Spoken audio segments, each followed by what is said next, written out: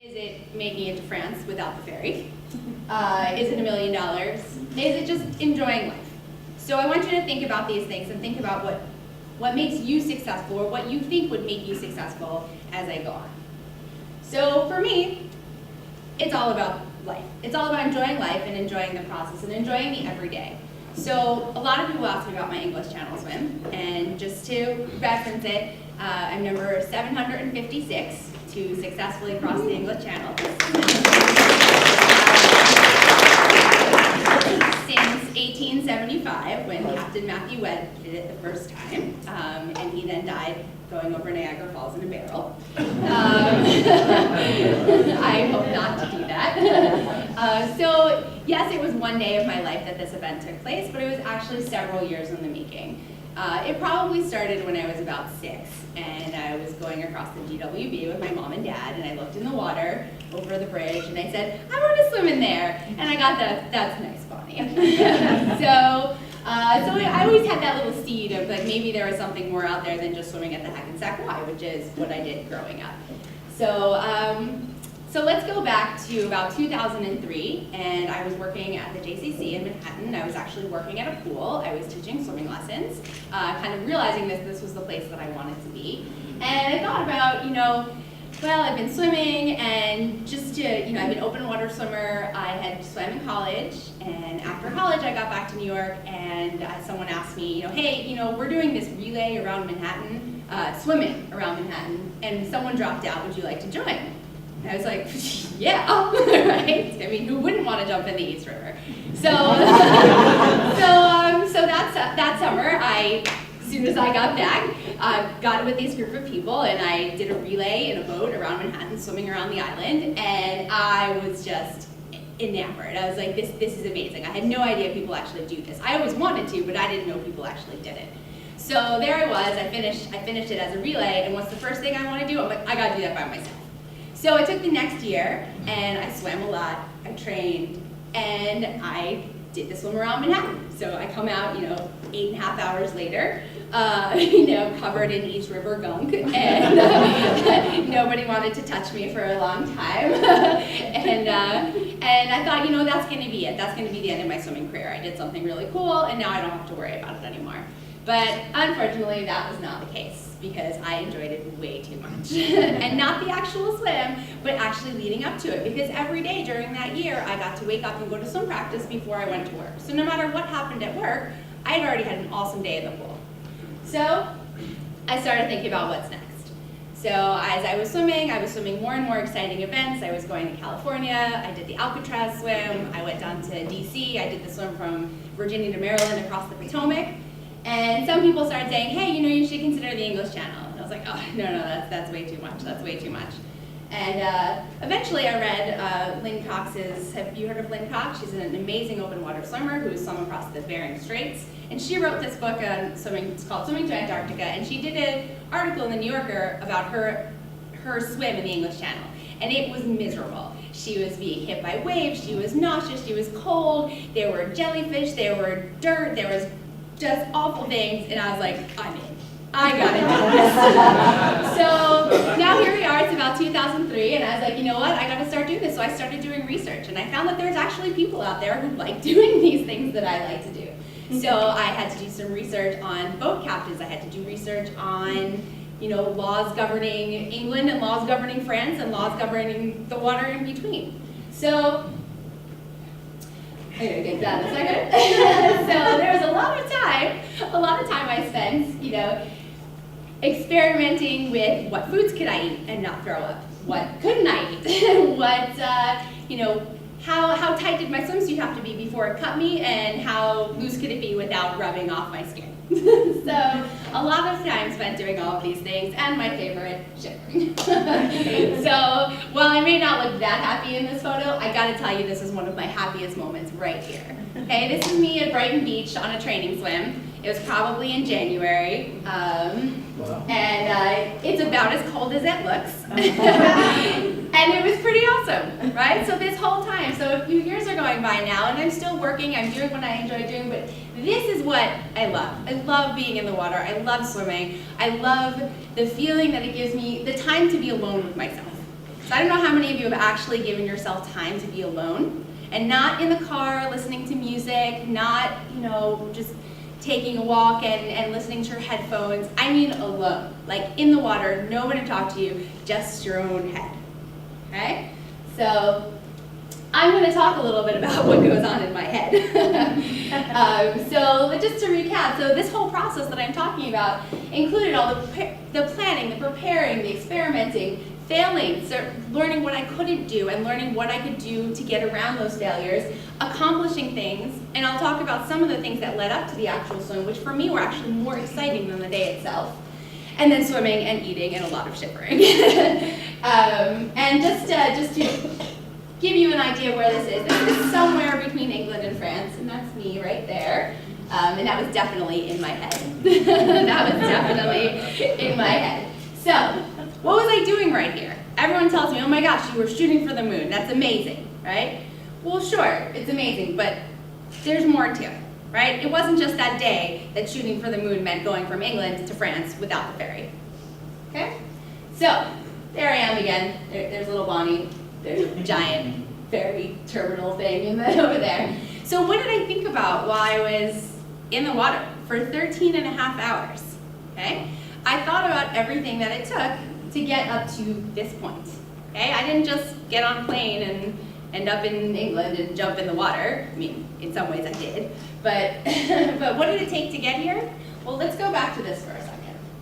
Okay? The planning, the preparing, the experimenting, the failing, the accomplishing. I want to pull out a couple of stories in there. Okay? So one of the most exciting parts of the training was actually getting to wake up in the morning and go to swimming for 4 hours. And I know that may sound miserable to you if you're not a swimmer, but think about what you love to do and what would you be super excited about to wake up and know you had 4 hours to do it. Is it reading? Is it painting? Is it finishing the New York Times crossword puzzle? Whatever it is, for me it was swimming. Okay, so I took a little trip. I moved down to Florida because I didn't really want to swim up here for that long. I didn't want to be distracted by all of the things, all the family and the friends that were going on. So I moved down to Florida. I made myself a little cushy space in Fort Lauderdale. And I trained at the Hall of Fame pool, which is down there. And just to give you an idea of what Fort Lauderdale is like, it's kind of like, for those of us who are all from here, it's kind of like where all your grandparents live, and I felt very comfortable there, but like 60 years too early. So I ate dinner at 4 p.m., and I watched TV, and I went to sleep, and I woke up and I went swimming for 4.5 hours, 4.5, 5 hours, and then I worked at a restaurant on the beach. I gotta tell you, that was one of the greatest experiences ever. So this whole time, you know, people talk about jobs that they hated, and I was like, I was working at a restaurant on the beach. It was kind of awesome. So what did I learn through all of that? So the best part was looking back. So here I am in the water, and right here, about here, it's pretty miserable. Okay, I think I had a little, am I there yet? That went through a lot. It was pretty miserable. I was cold. I was a little nauseous. I was a little bloody from my swimsuit straps rubbing against me and the salt. But I thought about what it had taken to get to that point. So here I was. I picked up all of my stuff out of New York, and I drove down to Florida, and I moved to Florida. And I found all these friends, and I found things to do. I found a different lifestyle, and it was amazing. It wasn't what I wanted to. I didn't want to stay there. No one's ever going to catch me in Fort Lauderdale again. Maybe once or twice, but or maybe in about 60 years. But what did I learn there? It was so exciting to live in this lifestyle, and I knew everyone else was, you know, miserable going to work, and here I was, the best shape of my life, the best feeling of my life, and it was just awesome. It was just awesome. So in order to finish this training, because obviously, as you may realize, Florida is not like London and England and Calais and cold places like that, I had to go to San Francisco. So I went to San Francisco after that, and I did similar to what I did in Florida. I kind of just showed up in San Francisco. And I was like, here I am in the Bay, I'm gonna just jump in and do this. So one of the qualifications in order to be allowed to swim the English Channel is to do a 6-hour sub 60, we call it, which is a 6-hour swim in sub 60 degree water. Okay, so in my travels to San Francisco, I found some other people like me who were into this sort of thing, and they said, you know, we can help you with this. We can sign for it, we're gonna get a Zodiac, and we're gonna do a swim. So the swim that I chose to do was from the Golden Gate Bridge around to Candlestick Park. So if you've been to San Francisco is a little peninsula. It's kind of like a big loop around the peninsula. So I was so nervous for this swim. I couldn't eat, I couldn't sleep. I was so nervous for this one swim, for this training swim that nobody really knew about, but I couldn't, it was beside myself. I was just going to be freezing. I was looking at the water temperature in the buoys. It was clocking in at a balmy 57 that morning. So I thought of all the things that I did to get to that point. And I was like, okay, I know that if I eat one Pop-Tart, I'm gonna be good. If I eat 2 Pop-Tarts, I'm gonna throw the second one out. So it's like, okay, so check one Pop-Tart. I have since, improved my nutrition skills, but I'm gonna go with the honest story that I did have a Pop-Tart. It was cinnamon and it was delicious. So I got myself where I was like, okay, I can do this. I got in the water. So actually, we didn't get in the water. We get in a boat. We get in a little Zodiac boat, and we take a little trip out to underneath the Golden Gate Bridge. And I'm bundled up in a parka and a hat and a scarf, and kind of just trying to put off the inevitable, what's about to happen. So we got to underneath the Golden Gate Bridge, and I jumped off the boat, and it was 57 degrees, and I started swimming. And I was looking around, and I swam past Alcatraz. I swam past some boats. Swam past a few seals. And I was like, why was I so nervous? Like, this is awesome. Yes, it was cold, but the sun was coming up. There were sea creatures. There were things going on. There were people in the boat who were monitoring my progress that were so excited to watch me swim. And so I realized, wait a second, if I can do this, maybe I can actually cross the channel. So I finished my 6-hour swim. We got all the way around to Candlestick Park. As soon as that 6-hour mark hit, I remember my boat captain of the boat said, "Do you want to swim back to the club?" And I was like, hell no. I'm getting in that Zodiac. So that was one of the things I thought about in the middle of his channel was, you know what? I did that. That was even colder than it was here right now. I can keep going. I also thought about every single person that I had talked to and met along the way that said, that's so amazing that you're doing this. I wish I could do something that I enjoy so much. And for every time I wanted to stop in the middle of the channel, I thought of one more person and took one more stroke. And they said, okay, you know what? You're right, someone else is out there. Then I started going a little batty in the head. And I had to finish, kill some time in there. And so let me tell you, I can name boys' names from A to Z, girls' names from A to Z, desserts from A to Z, breakfast foods from A to Z. As I said, you start getting into your mind and it's pretty amazing. So I replayed movies, I replayed scenes. So, what did I learn?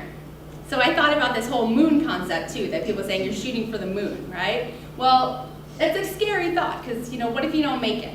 What do I do? What am I going to do in here if I have to get pulled out a few miles from the coast of France? What am I going to do? Right? And so I realized somewhere in the middle, somewhere amidst that my life was already successful. I may not reach the other side, but I've already had the most amazing journey getting there, learning about myself, learning that there are people out there that, one, do things they love, and two, other people who want to do things that they love. And so I was already successful there. Seriously, am I there yet? That was an actual photo of me being like, I really hate you people up there on the boat drinking your warm tea and wearing my blankets. So again, I took everything I had inside of me. Everything I had inside of me. I borrowed ahead on the next several years of my life of things I would have inside of me, and I made it to France. However, I would like to talk about this phrase and what this means to me. I did shoot for the moon. I did get there. But in the meantime, I met so many amazing people. I met so many stars. I met so many comets. I met so much amazing space that I like to think of it as shoot for the moon, and if you miss, you'll still be among the stars. So that means you can take anything that you're doing, whether or not you actually get to France without a ferry, or whether or not you actually finish the Sunday New York Times in 30 minutes, 30 seconds, right? If you're doing it and you enjoy doing it, that's what makes you successful. And that's how I feel. So what now? Right? So what now? I took all of this love and what did I do? Did I go back to a corporate job? No. Okay? I have a relatively, what we like to call pedigreed education from, a high-end university, from a prominent business school, and I'm now a swim coach, and I love it. I teach kids, I teach adults, I teach people with special needs, I teach people who never thought they would swim to just get in the water. And I gotta tell you, some of the successes that I see are the 84-year-old grandmother that came to me and said, I really want to be able to get in the pool with my grandkids and I can't swim. And I got her to get in and be comfortable and be able to go under the water, and she was so excited that she was going to be able to play with her grandkids in the water. So she didn't swim to France, she barely even swam across the pool, and I felt her success just as much as I did when I crawled up on the shore in France. So this is my version of success. I'm living it right now. I'm not a millionaire yet, but what I do have is a successful and fulfilling life. I work, as I said, I'm teaching children, I'm working with special needs, and all I do is, when I wake up in the morning, is think about how lucky I am to go to work and do what I enjoy doing. So I just wanted to share that little bit of information about myself and to share my story. There's plenty more stories I can tell you from the middle of that channel. It was pretty miserable. Ask me about jellyfish and my intense fear of them at this point. But all in all, what that got me to do is get to a place in my life where I know that I'm happy and successful. So I want you to think about that. So take my phrase that, again, everyone may tell you to shoot for the moon, but think of it as a whole context. Shoot for the moon, and if you miss, you're still going to be in an amazing place. Thank you very much.